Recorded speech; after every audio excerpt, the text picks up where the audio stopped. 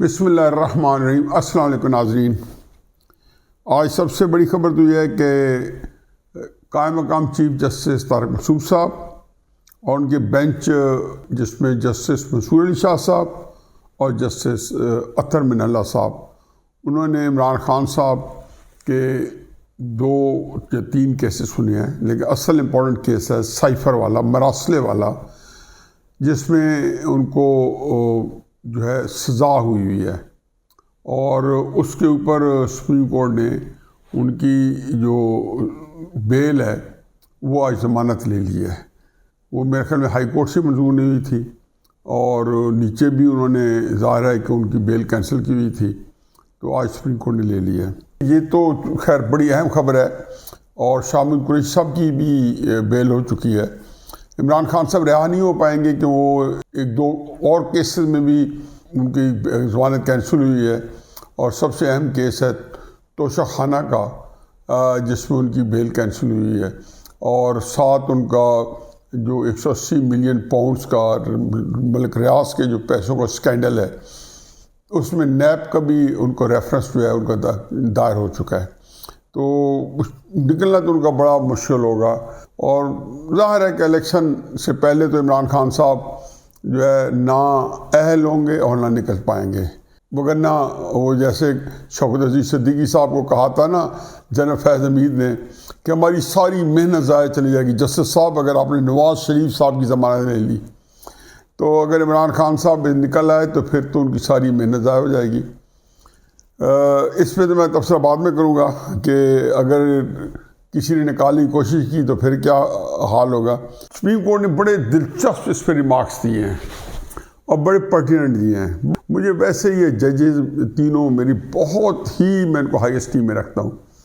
قاضی فیض صاحب ہوں یا جسٹس طارق مسعود صاحب ہوں، جسٹس منصور علی شاہ صاحب ہوں، اطہر من اللہ ہوں، یہ میرے فیوریٹ ججز ہیں، خصوصاً قاضی صاحب، جسٹس منصور علی شاہ صاحب اور اطہر من اللہ صاحب۔ اور ان کو میں اطہر من اللہ صاحب کو بھی اچھی طرح جانتا ہوں، اور مجھے پتہ ہے کہ ایک خاص سلیقے کے ججز ہیں۔ انہوں نے جو ریمارکس دیے وہ کچھ تو بالکل ہی ایسے ہیں کہ جو سمجھ میں آنے والی بات ہے۔ انہوں نے کہا جی عمران خان صاحب جو ہے معصوم ہے، انفیکٹ انگریزی میں جو کہتے ہیں ایوری ایکیوزڈ از انوسینٹ انٹل انلیس پروون گلٹی، اور وہ بھی کہتے ہیں بیونڈ ریزنیبل ڈاؤٹ۔ تو یہ ہر مجرم کو، بلکہ کہتے نہیں ہیں کہ جو ملزم ہوتا ہے وہ قانون کا لاڈلا ہوتا ہے، جو قانون اس کو سارے فائدے اسی کو دیتے ہیں، شک کی بنیاد پہ آپ دیکھتے ہیں بندہ رہا ہو جاتا ہے۔ تو انہوں نے وہ باتیں کی، باقی انہوں نے بڑی پتے کی باتیں کی، ایسا بونگا، ایسا بھونڈے طریقے سے اور ایسا تھرڈ کلاس کیس تیار کر کے پیش کیے کہ اگر سپریم کورٹ اس کو اس طرح نہ اڑاتی تو سپریم کورٹ کی اپنی ساکھ متاثر ہونی تھی۔ لیکن چند چیزیں ہیں جو کہ سپریم کورٹ کے وہاں پہ بینچ نے جو ریمارکس دیے ہیں، وہ اس میں تھوڑا سا ایڈ کرتا ہوں۔ انہوں نے جس زاویے سے دیے ہیں مجھے اس سے کوئی اعتراض نہیں۔ اطہر من اللہ صاحب کے ہیں کہ پاکستان کی سب سے بڑی پولیٹیکل پارٹی کے چیئرمین کو آپ کیسے الیکشن سے باہر رکھ سکتے ہیں، بالکل درست ہے۔ اور ساتھ انہوں نے کہا جی کہ جب آپ نے ایک وزیر اعظم کو سائفر میں گرفتار کیا ہے تو اس کے اوپر آپ کی جگ گھنسائی ہوئی ہے۔ وہ کسی سوال کے جواب میں کہہ رہے تھے جس میں انہوں نے کہا تھا کہ اس سائفر کے اوپر بڑی جگ گھنسائی ہوئی ہے۔ میرا خیال ہے کہ یہ معاملہ اس طرح نہیں ہے۔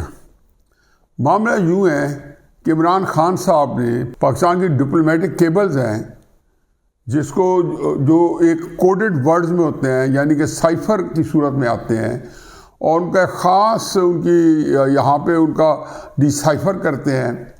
عمران خان صاحب نے ان کا ایک سیاسی فائدہ اٹھایا۔ اب یہ بات ظاہر ہے کہ سپریم کورٹ کے پرویو میں نہیں آتی، کیس کے میرٹ پہ نہیں آتی کہ دسمبر 2021 اور جنوری 2022 تک عمران خان صاحب کی جو سیاسی پارٹی تھی وہ پاکستان کی تیسری بڑی بھی شاید پارٹی نہیں رہی تھی۔ کوئی ضمنی الیکشن کسی قسم کے اس کے اوقات نہیں تھے، اور عمران خان صاحب ہر الیکشن بری طرح ہار رہے تھے۔ پی ٹی آئی کے بڑے بڑے leaders, MNAs, MPAs, senators, وہ لندن نواز شریف صاحب کے پاس جا رہے تھے، اور نواز شریف صاحب کی سیاست کا توتی بول رہا تھا۔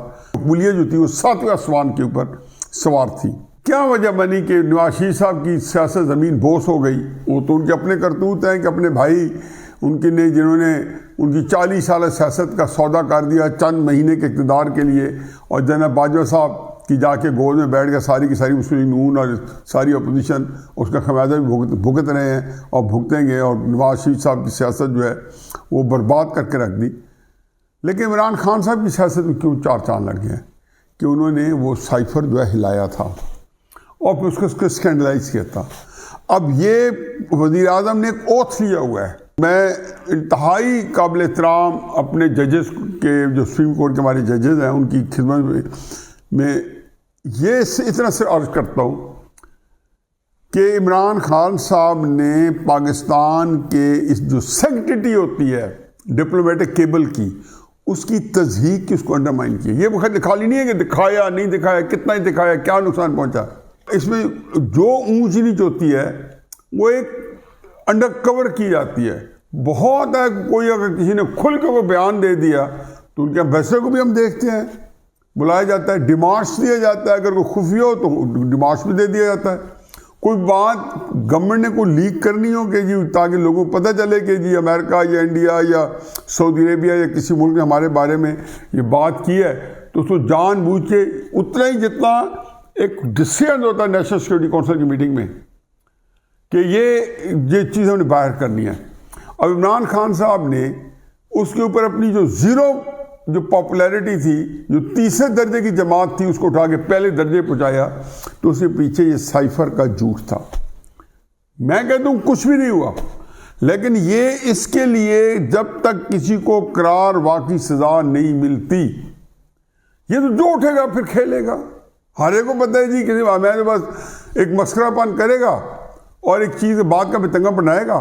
پورے پاکستان کی جو ایک ساکھ ہے ڈپلومیٹک، ایک اس کی وقار ہے، وہ انڈرمائن کرے گا۔ اور پاکستان ایک نہ صرف یہ کہ اس طرح کی چیزوں میں غیر سنجیدہ ملک کو ہم پیسے ہی سمجھے جاتے ہیں، اس کی وجہ عمران خان نہیں ہے، بس اس میں یہ ہے کہ تڑکا لگی ہے۔ اب میں 2 مثالیں دیتا ہوں۔ 2009 یا 10 میں امریکہ نے کہا، اس کا نام ہے جولین اسانج، اس نے وکی لیکس آپ نے سن رکھی ہوگی۔ یہ وکی لیکس جو ہیں، یہ جولین اسانج جو ہے یہ اس نے کی تھی۔ اس نے کسی طریقے سے امریکہ کے سارے جو ڈپلومیٹک کیبلز تھی، یہی سائفرز تھے، انہیں سارے لاکھوں کی تعداد میں لیے اور یہ وہاں سے فرار ہو گیا، اور اس کے بعد ایسے دنیا جہان کی اخباروں کو بیچے، امریکہ کی تضحیق اڑائی، سب کچھ کیا۔ کچھ بھی نہیں تھا، یہی تھا جی کہ فلاں ملک کے اندر عمران خان صاحب آج امریکن ایمبیسڈر کو ملے تو وہاں یہ بات ہوئی، یہی باتیں تھیں۔ فضل الرحمان صاحب ملے جی امریکن ایمبیسڈر کو یا ایک سفارتکار کو، یہ باتیں ہوئی۔ یہ پچھلے زمانے میں جی ضیاء الحق نے یہ کہا، مشرف نے یہ کہا، انڈیا کے اندر جی نہرو نے یہ کہا۔ یہ وہ تھی جو ڈپلومیٹک کیبلز تھی جو کہ ہر ڈپلومیٹ جس طریقے سے ہمارے یہاں پہ ایک ایمبیسڈر یو ایس اے نے بھیجی تھی یا بھیجتے رہتے ہیں، اسی طرح انہوں نے بھیجی۔ جولین اسانج جو ہے اب امریکہ جائے تو اس کو کم از کم 80 سال جیل ہے اور کیپٹل پنشمنٹ ہے۔ اس وقت وہ یو کے اندر اریسٹڈ ہے، اور وہاں پہ اس لیے اس کو نہیں بھیج رہے امریکہ میں ٹرانسفر کر رہے کہ وہاں پہ ان کو خطرہ ہے کہ امریکہ اس کو کہیں پہ پھانسی کی سزا میں نہ مل جائے۔ اس نے یہی کیا کہ انہیں اس کے سائفر جو ہیں، اس کی جو سینکٹیٹی ہے وہ اس کو ٹکر ٹوکری کر دیا۔ یہی بات ہے کہ جو ایڈورڈ سنوڈن تھے، ایڈورڈ سنوڈن ان کا اسٹیٹ ڈپارٹمنٹ کا کمپیوٹر کنسلٹنٹ تھا، اس میں وہ ساری انفارمیشن تھی، وہ بھی لے اڑا۔ وہ آج کل روس کے اندر اس نے ایک پولیٹیکل اسائلم لی ہوئی ہے سنوڈن نے، اس کے بارے میں امریکہ کو بہت ہی وہ چاہیے، وانٹیڈ ہے، اور اگر روس سے اسائلم نہ لیتا تو اس کے ساتھ بھی یہی سلوک ہوتا۔ تو کرائسس یہ میں یہ نہیں کہتا ہوں کہ عمران خان صاحب کو اسی نوعیت ہی دی جائے، لیکن کہیں پہ تو یہ چیزیں جو ہے سٹاپ ہونی چاہیے۔ کتنا کڑا وقت ہے بے نظیر پہ، کتنا کڑا وقت ہے ذوالفقار بھٹو پہ، پھانسی کی سزا دے دی گئی۔ اف آئی ایم اسیسینیٹڈ کتاب ذوالفقار بھٹو نے لکھی، وہاں پہ کرنل رفیع الدین نے اپنی ان کے ساتھ جتنی آخری 323 دن کی ملاقاتیں ہیں وہ ان کی ڈائری پہ انہوں نے چھاپی۔ کہیں پہ انہوں نے کہا ہوگا کہ نیشنل سیکرٹس، بلکہ وہ تو کہتے تھے کہ بغیر بتائے کہتے تھے ذوالفقار علی بھٹو کہ یہ پاکستان کے قومی راز نہ باہر چلے جائے، یہ نہ ان پاکستان کو نقصان پہنچے، یہ مجھے یہ کر کے مجھے کر دیں لیکن پاکستان کے اس چیز کو نقصان نہ پہنچے۔ کتنی دفعہ نواز شریف صاحب کو آپ نے نکالا تو کتنی دفعہ انہوں نے کہا جی میں قومی راز فاش کروں گا۔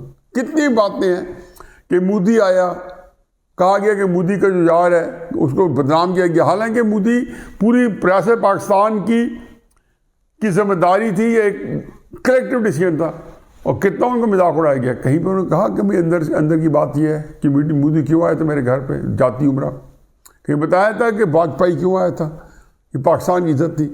یہ سارے لوگ جو تھے ان کو اس بات پہ سلوٹ کرنا چاہیے کہ کسی پریشر میں بھی، کسی سستی شہرت کے لیے بھی انہوں نے کوئی چیز لیک نہیں کی۔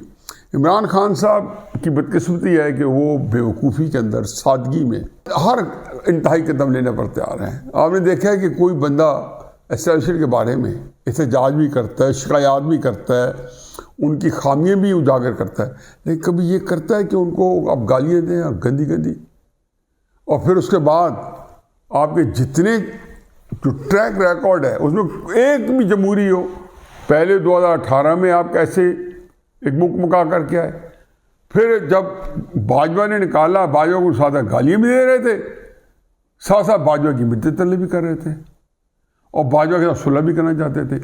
پھر سپٹمبر اکتوبر 2022 میں باجوہ کو لائف ٹائم تاحیات ایکسٹینشن دینے پر بھی تیار تھے یا انڈیفینٹ پیریڈ کے لیے ایکسٹینشن دینے کے لیے تیار تھے۔ تو یہ کرائسس یہ ہے کہ آپ اگر اسی طریقے سے ذہنی طور پہ آپ اس طرح کی کیفیت کا شکار ہوں تو ملک کی پارٹی کو چلانے کے لیے اس طریقے سے کلین چٹ دے دینا کہ ایسے بندے سے پارٹی چلوائی جائے اور پھر ملک کا بیڑا غرق کیا جائے، کیونکہ پبلک کا تو ایک انتھوزیازم ہوتا ہے، پبلک کی اپنی سوچ ہوتی ہے، وہ کوئی غلط نہیں ہوتی، لیکن کم از کم ایک جگہ پہ جہاں پہ ذہنی کیفیت ہوتی ہے اس کو چیک عدالتیں بھی کرتی ہیں اور ہر طریقے سے کیا جاتا ہے۔ ابھی ڈونلڈ ٹرمپ کا کیا کیا ہے، کولوراڈو وہاں اسٹیٹ ہے، ان کی کورٹ نے، سپریم کورٹ نے ان کو نااہل بھی قرار دے دی ہے، اور انہی چارجز کے اوپر کہ انہوں نے قومی راز جو ہیں ان کی حفاظت نہیں کی، یہ نہیں کی کہ تش تش بام کی ہے یا ان کو سامنے لے کے ان کی حفاظت نہیں کی۔